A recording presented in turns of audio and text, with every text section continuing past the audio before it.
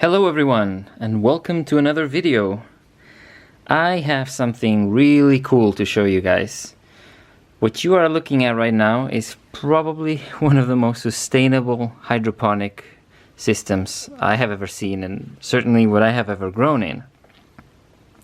Now, this looks very simple and intuitive, but there's a lot more to it than meets the eye. First, of course, you are looking at a micro dwarf tomato that has already ripened tomatoes ready to harvest, and you are seeing it, of course, growing in some sort of media system. In this case, it's a mix of cocoa coir and perlite. Then you see obviously a bottom tray system. So this is where I would add the nutrients, and in these little holes that you can see here, that's how it's absorbed through a wicking effect all the way up to the plant. Now, the thing you're not seeing, of course, is that there is another pot inside, upside down, which allowed me to use much less of this media instead of filling it all up. This is, of course, the technique developed by Mr. Kratky, the pot in tray method. So the idea is you add your nutrient source and it will be absorbed through the wicking effect up until the plant roots. But in the inside of the pot, there is nothing. There is only moist air, and that allows the plant to develop some air roots, which prevent with the root rot effect that can often happen. Now, obviously, this works very well with mineral hydroponics, but my bet was that it would work equally as well with organic hydroponics. And I can tell you already, this has been grown in organic hydroponics, and I did not have to add any oxygen in the preparation of the solution or during its growth, and I did not have to do any water movement as well in the preparation of the nutrient solution or in its growth. Simply, I would water this maybe twice a week, something like that, and it just grew. Of course, it grew to this size because this is the plant I'm using. It's a small plant. This is the full size of the plant.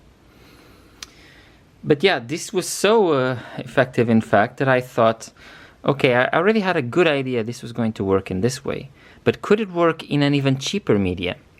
Obviously, I was using this technique to save, because cocoa coir and perlite, I can't just find them anywhere.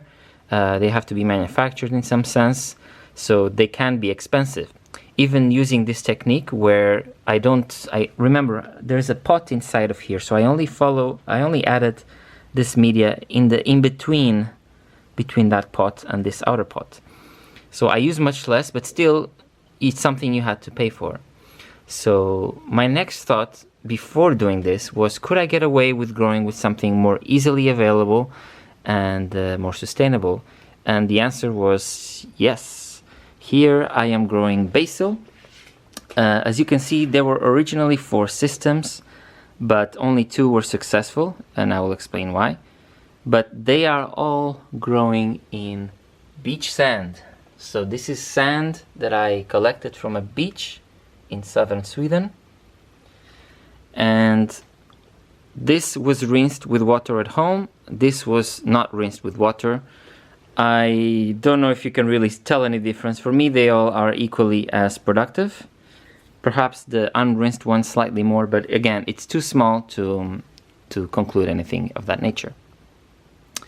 And the curious part is that those in the back where the plant did not grow used one specific type of nutrient solution, organic nutrient solution, but these 2 up front and this one used the same one. So what exactly did I use that created this growth? This is what I'm going to show you next. So what you are seeing here is JADAM liquid fertilizer. This is a Korean technique where you take plant waste from your balcony, put it in water, add some nearby leaf mold, let it sit anaerobically during half a year, 6 months more or less, and slowly but surely there will be biological activity which takes the nutrients that were stored in the old, so these are the stems and the leaves and some of the fruit from the previous, for example, raised beds over here. that is slowly converted into plant available nutrients here in the liquid phase, in the soluble phase. Now obviously, because this is anaerobic, it can have a bit of a strong smell, so it's recommended to do outside, and yeah, ideally if you have a backyard far away from where people live. Here it's not been a problem because it's always kept closed, and I ensure to keep it very close as well so that nobody's bothered and no animals can get in here as well. Now this has been used often in soil application. So the idea is that you take some water filled without the solids here, and then you dilute it 50 times to 100 times, and then you will spray that in your raised beds or in pots because of how potent this is. But one advantage of this also is that you can make plant-specific recipes. For example, here are tomatoes, so I could use this with the tomatoes, or I can make something out of a weed, for example. Things like that. Now, as far as I know, this has never been done hydroponically. At least I have not found any documentation on it. But the curious part that I had was, would it be possible? Was this plant available enough after this application that it would not need some sort of biofilter or active aeration process to create another aerobic colony of microorganisms to convert what these have made into plant available form? And as you've seen from the plant inside, the answer is no. You can use this straight in hydroponics with some specific guidelines, of course. So I will give you some more details inside. So as you've seen, it's very simple. This Korean method is quite old as far as I was able to tell. And basically you take the plant waste like I told. So for example, if I was not going to harvest this basil, I could simply cut it from the bottom here, throw everything in that container, making sure it is closed, fill it up with water, and depending on the volume, add a handful of leaf mold from the nearby forest that you might have. The idea being that this leaf mold contains the bacteria that have evolved to survive in this specific climate. In my case, this batch I made has been outside even through a harsh winter. Here the water can freeze outside during the winter, and it did froze, but still I was able to grow something that worked. And compared to my previous anthroponic systems, I did not need any aeration or any media or any water movement to be able to grow the plants. Now, I did use a bioanthroponics recipe in the back ones, which did not work, and part of the idea that I wanted to do it in a way where I strongly suspected it would not work is that I did not want to correct any pH. So if you remember my bioanthroponics video, I tried to think of some sort of recipe which I could make that combines, for example, stored human urine and vermicompost leachate and bokashi leachate and wood ash, and then regulating it with either lime or phosphoric acid to achieve the target pH, and then adding that to grow either actively or passively, which does work. Not in this case, because this case I did not correct for pH. So what happened was the baby plant, which you can still see, survived for about a week, maybe less than that, and then it dried out because obviously I'm guessing something about the pH just didn't work very well. Probably was either too low or too high and didn't work. On the other hand, and probably because I added so much water to the batch of JADAM liquid fertilizer, that was much more neutral, which is something that plants can tolerate quite well. So here it did work. So that's a point in favor of this JADAM method. Obviously, another point, as I've mentioned, is that I did not need to add any energy. The only negative points are it takes time, about 6 months, and that it's smelly. It is quite smelly. When I applied this indoors, obviously, as you can see, I'm growing in some sort of special tent that helps to grow indoors. You can even have ventilation system in these things, but when I added it a little bit, it smelled a little bit, but as soon as I closed it, it was not a problem. It was fine. But if I were to grow this maybe in something a bit more open, even diluting that liquid you saw outside, probably it would smell a bit more. But that will be something that I will be now working on. As far as I'm concerned, this is the most sustainable way to grow hydroponically, especially with the sand. I mean, it can be hard to believe, but this is actually growing in sand. As you can see here, actually I'm gonna pull it out because I'm gonna make pesto from this anyway. But as you can see, these roots were growing in sand. This grew in sand. And I know it's possible to grow in sands, for example, with I've seen aquaponic systems that grow in sand, but you always need to add some sort of oxygen to the water. My operation here was basically, I knew that because of sand can be quite compact, there is a high chance that I will waterlog it, especially using an organic nutrient solution.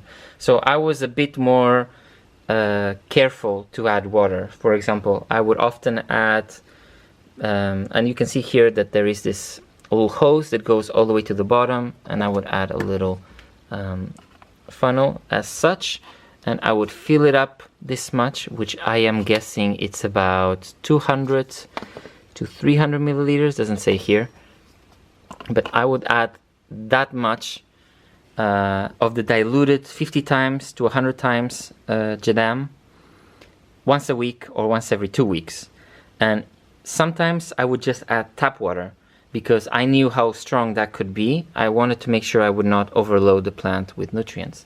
But as you can see from the leaves, there is no discoloration. Everything looks pretty darn good, and I'm guessing it's gonna taste good as well.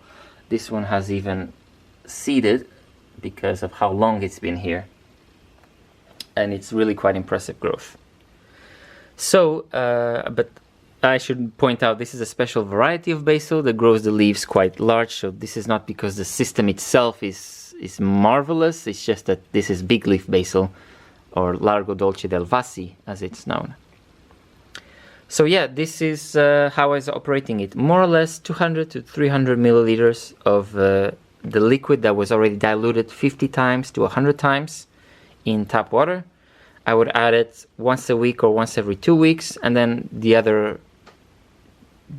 not the week, but the week after that, maybe just tap water the same amount. And the idea is that the water or the nutrients that I add will go all the way to the bottom, and then the same wicking effect will go up, which in theory should leave some more moist air space here for the plant to have some air roots. So that was, I think, the crucial part, if you are going to try this, that you need to remember. That you cannot add a lot, because there is a high chance that the roots will become waterlogged. I cannot really tell what the quality of the roots look like. I can see that some of them look quite black, which indicates to me some sort of anaerobic condition. So there has been some sort of root rot, but it has not been enough bad that it has affected the growth. The plant was able to survive, probably because I was making sure that I was not adding so much water. So basically there was always this sort of gap where the water was mostly concentrated in the bottom and started diluting towards the top, a bit evaporating, and that allowed the plant to survive. And this felt a lot like watering a normal plant, except I was adding a special nutrient. So I am planning to write a small report about this. Obviously only 3 plants, and this one here was a bit more of the scientific part of it. But even then, this is too small of an amount to really conclude anything. But I find it very interesting how now you can make your own organic solution, nutrient solution, and you don't even have to do it with human waste. You can do it just with garden waste or someone else's garden waste. You can ask for people's garden waste. You just need a barrel to go to your forest, get some little leaf mold. I think I prepared outside about maybe 60 liters, more or less, of a total batch, and I added maybe half a liter to a liter of leaf mold, so still a fair amount. But that worked fine, I think.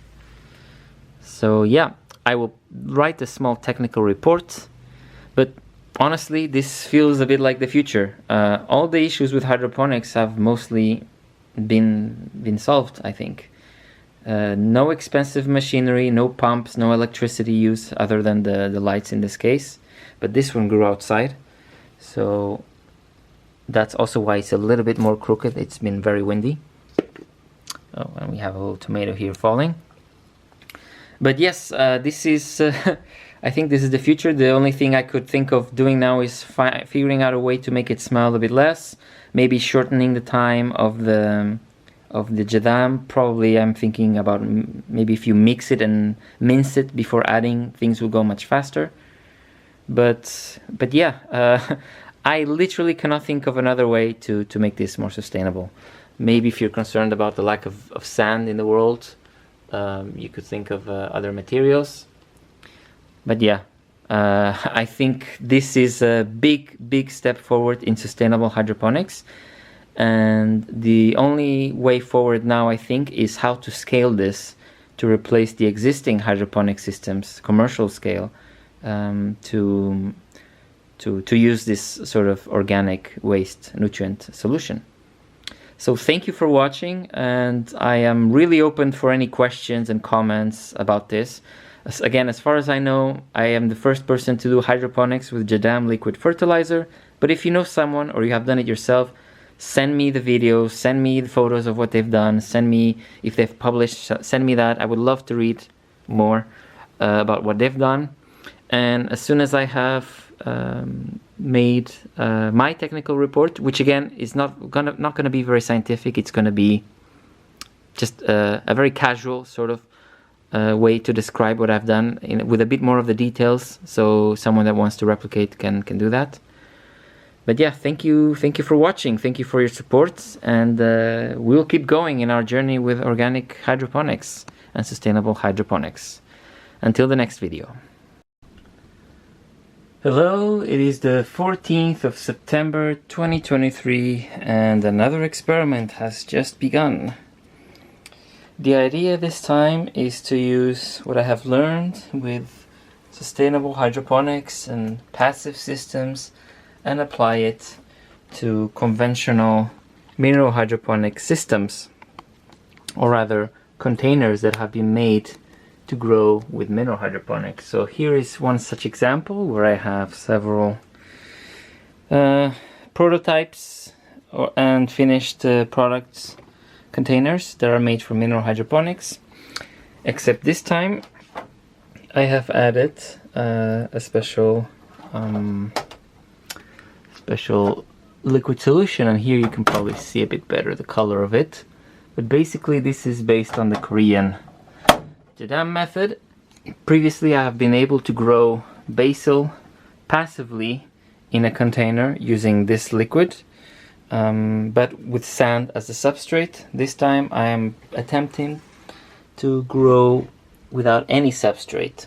So let's see how that goes. There is a likelihood it will not work well, but who knows? This is why we're here to test.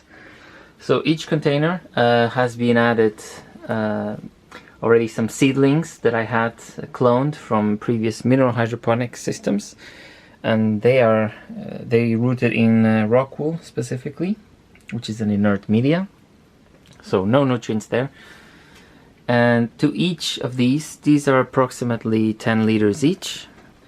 I have added about 30 deciliters. No, 3 deciliters. That's correct. 300 milliliters. So about 1 to 30 dilution factor, which is more or less what I had read from other people for soil application and also what I used for my sand application. So let's see now. I'm gonna be away for 2 weeks. My guess is either they're gonna rot pretty quickly because yeah, there might be some root rot happening, or I might be pleasantly surprised.